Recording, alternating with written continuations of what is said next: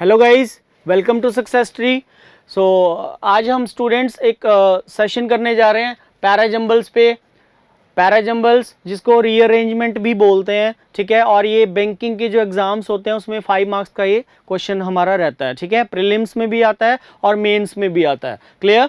सो parajumbles क्या होते हैं? रीअरेंज करना होता है। अरेंजमेंट होती है कि 5 स्टेटमेंट्स हैं या 6 स्टेटमेंट्स होती हैं, उनको हमने जो है अरेंज करके एक मीनिंगफुल पैराग्राफ बनाना होता है। क्लियर। तो इसी क्वेश्चन का नाम है, इसको बोलते हैं पैराजम्बल्स, और we can also call it rearrangement of sentences. Clear.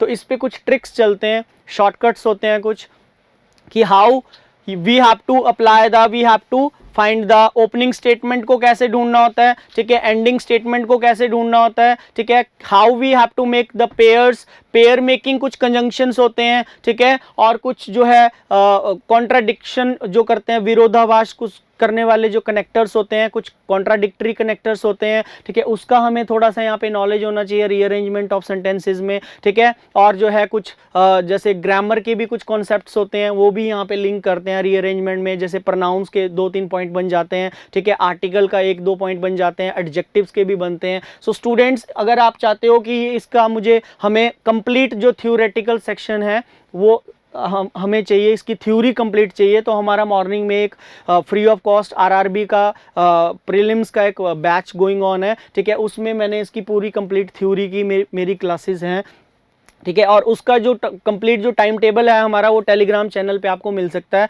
ठीक है। सक्सेस ट्री के नाम से एक टेलीग्राम चैनल है, वहाँ पे जो है आपको इसका कंप्लीट टाइम टेबल वहाँ पे मिल जाएगा क्लासेस का। उसमें क्वांट की भी क्लासेस चल रही हैं, उसमें रीजनिंग की भी गोइंग ऑन है, और इंग्लिश की भी वहाँ पे होती है। सो इफ़ यू वांट कि हमें रीअरेंजमेंट की और ज़्यादा थ्योरेटिकल क्लासेस चाहिए, तो ये हम आपको वहाँ पे you can get it, okay. आपको वहाँ पे ये मिल सकता है, ठीक है। सो पैराजम्बल्स को सॉल्व करने के लिए कुछ जो हमें अप्लाई करने हैं, उससे हम एक रीअरेंजमेंट को सॉल्व करके देखते हैं, ठीक है।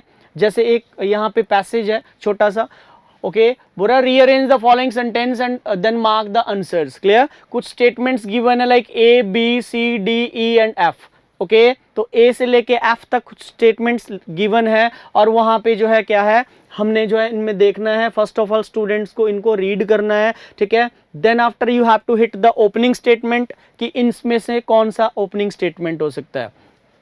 तो जो ओपनिंग स्टेटमेंट होता है, तो ओपनिंग स्टेटमेंट हमने ध्यान रखना है कि एक ऐसा सेंटेंस हमने ढूंढने की कोशिश करनी है जो पूरे पैराग्राफ को क्या करता है, इंट्रोडक्टरी सेंटेंस बोलते हैं उसको। सो फर्स्ट ऑफ ऑल अगर हम बात करें, so we have to find the introductory statement. Clear. एक ऐसा सेंटेंस होता है रीअरेंजमेंट में जो पूरे पैराग्राफ को इंट्रोड्यूस करता है। जैसे एक सेंटेंस हम लिखते हैं, तो उसमें सबसे पहले हमें क्या लगाना पड़ता है, सब्जेक्ट आता है, ठीक है।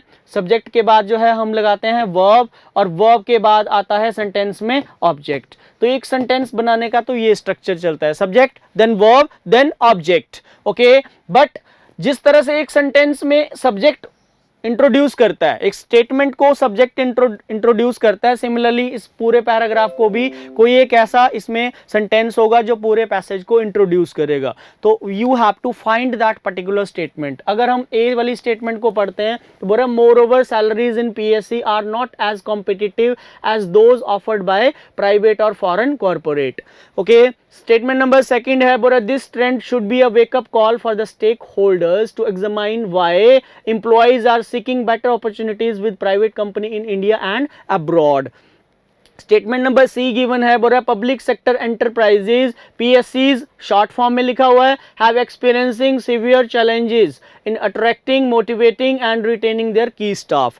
डी ऑप्शन में एक सेंटेंस है, having identified these as the reasons why employees leave पीएससीज। सो ई ऑप्शन में स्टेटमेंट बोल रहा है one reason is that young employees lured away by private firms and are more willing to take professional risk. और F पे एक statement है, बोल रहा है employees in specialist roles emphasises something especially have become increasingly difficult to retain. Clear?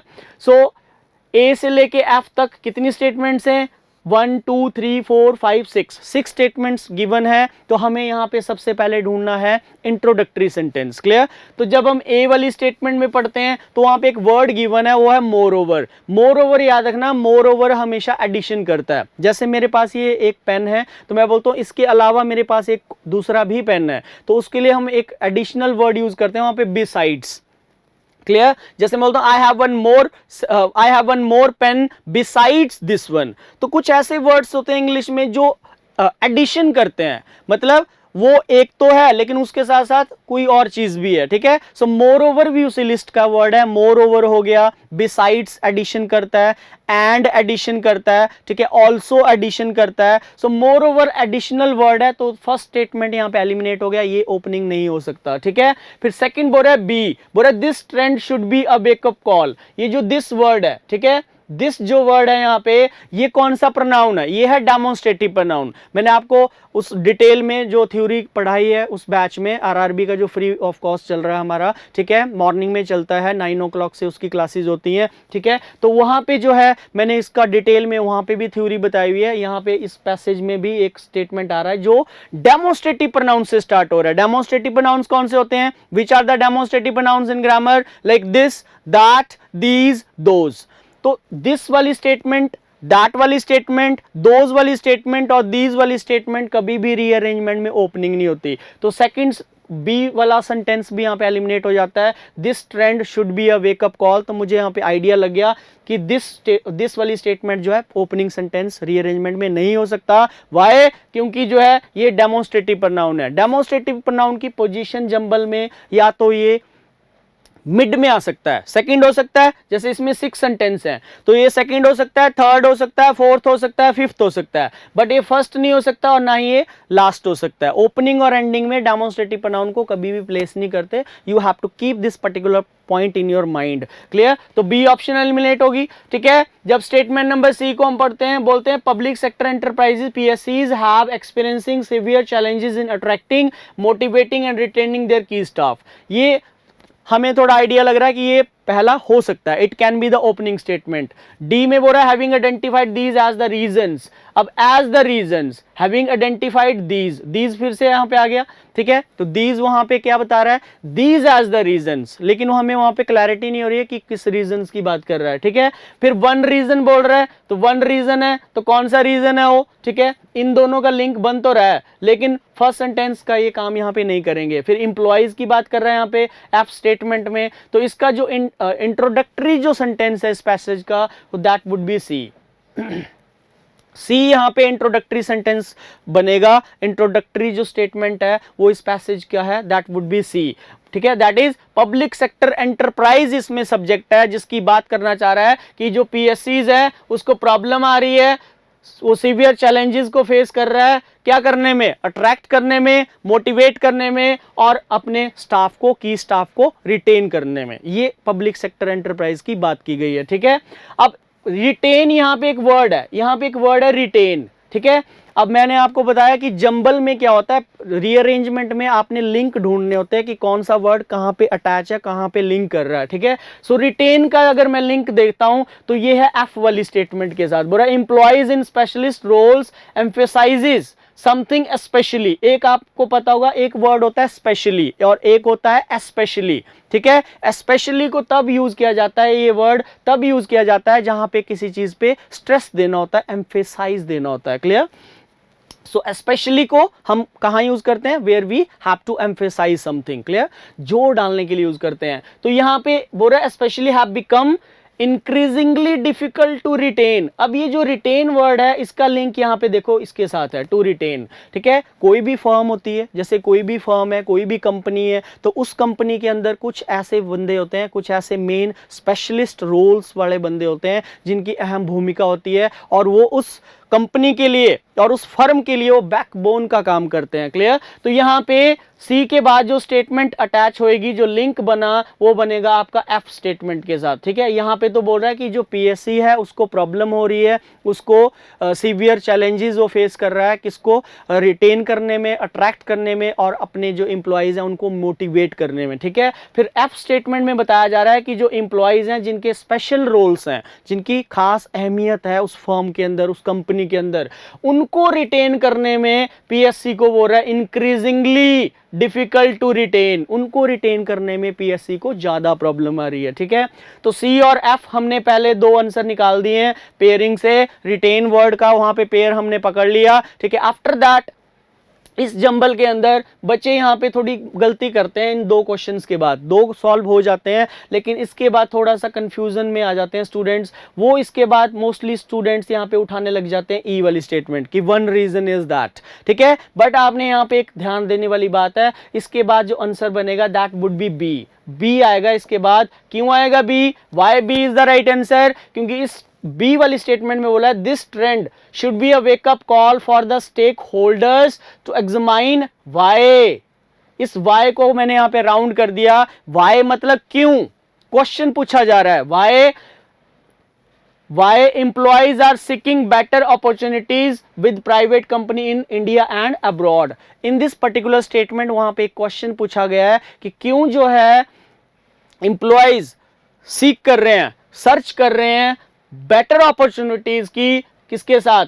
Private company के साथ, India में और अब्रॉड में। Question is asked there in this particular statement. B वाली स्टेटमेंट में क्वेश्चन पुट किया गया है कि why employees are seeking better opportunities in India and abroad, ठीक है, कि वो भारत में और अब्रॉड में क्यों जो है बेटर अपॉर्चुनिटीज को ढूंढ रहे हैं, ठीक है। फिर इस वाई का जो आंसर है, this is the question, question पहले रखा जाएगा, ठीक है, और आफ्टर दैट फिर इसका जो आंसर बनेगा, बी का जो आंसर है वो बनेगा आपका ई वाली स्टेटमेंट में, ठीक है। इसके बाद हमारा ई आ जाएगा, सी के बाद एफ, देन बी, देन ई, ओके। फिर बोल रहा है जो वन रीजन है, उसका जो वाई का जो आंसर है वो यहाँ पे ई में गिवन है, that is one reason is that young employees laid off away. Laid off vocabulary must be sound, ठीक है, वोकैब आपकी अच्छी होनी चाहिए। लेओड मीन्स होता है एंटाइस, एंटाइस मीन्स होता है ललचाना, ठीक है, कि जो यंग जनरेशन है, यंग एम्प्लॉइज हैं, वो लेओड अवे हो जाते हैं किसके द्वारा, सॉरी, बाय प्राइवेट फॉर्म्स के द्वारा, and are more willing to take professional risk, और इवन वो प्रोफेशनल रिस्क लेने से भी कतराते नहीं है, ठीक है। तो यहाँ पे वन रीजन गिवन है। अब इस वन रीजन के साथ ये जो मोर ओवर वाली स्टेटमेंट है ये कर रहा है एडिशनल रीजन का काम, ठीक है, जैसे कि मैंने बताया आपको कि मोर ओवर, ठीक है, बिसाइड्स, ऑल्सो, ये एडिशन करने का काम करेगा जब भी रीअरेंजमेंट में आएंगे ये वर्ड्स, ठीक है। सो मोर ओवर इसके साथ एडिशन का काम कर रहा है, तो मोर ओवर वाली स्टेटमेंट है हमारी। ई के बाद आपका बन जाएगा यहाँ पे, ई के बाद मैं आपको बता देता हूं, ई के बाद हमारा आंसर बनेगा दैट वुड बी, ई के बाद हमारा बनेगा A, okay. So A is the right answer. After E we have to put here A, okay, और आफ्टर ए एक ही स्टेटमेंट इसमें रिमेनिंग है, that is D, okay. So D इसका बनेगा राइट आंसर। एंडिंग स्टेटमेंट जाएगी D, that is having identified these as the reasons why employees leave PSCs, ठीक है, कि जब सारे वो रीजंस आइडेंटिफाई हो गए तो हमें वहां पे क्लियर हो गया कि क्यों जो है एम्प्लॉय जो है PSC को छोड़ते हैं, ठीक है। So this is the parajumble जो हमने आज की क्लास में जो है डिस्कस किया, छोटा सा सेशन रहा हमारा, ठीक है। तो इसमें हमने देखना है मेनली, हमने पहले रिटेन से 2 लिंक ढूंढे, ठीक है, फिर मैंने उसके बाद जो है क्वेश्चन उठाया बी वाला, इस क्वेश्चन का आंसर ई में था, वो वन रीजन का काम कर रहा था। फिर मोर ओवर वाली स्टेटमेंट से मुझे उसका एडिशन पता लगा तो मैंने उसका पेयर बना दिया, और लास्ट में एक स्टेटमेंट बची, वो बना हमारा डी, और वो बना हमारा एंडिंग वाली statement. Clear? So students, rearrangement को जब हम सॉल्व करते हैं तो मेनली इसके लिए हमें कुछ थ्योरेटिकल, कुछ सम सेट ऑफ रूल्स का नॉलेज होना बड़ा मैंडेटरी है, ठीक है। तो उसके लिए मैं बार बार आपको बोल रहा हूँ कि इफ़ यू वांट, ठीक है, इसकी कंप्लीट थ्योरी अगर आप चाहते हो तो हमारे बैच को आप जो है ज्वाइन कर सकते हो, ठीक है, जो कि हमारा मॉर्निंग में चल रहा है, फ्री ऑफ कॉस्ट है। RRB का प्रीलिम्स के लिए बैच चल रहा है,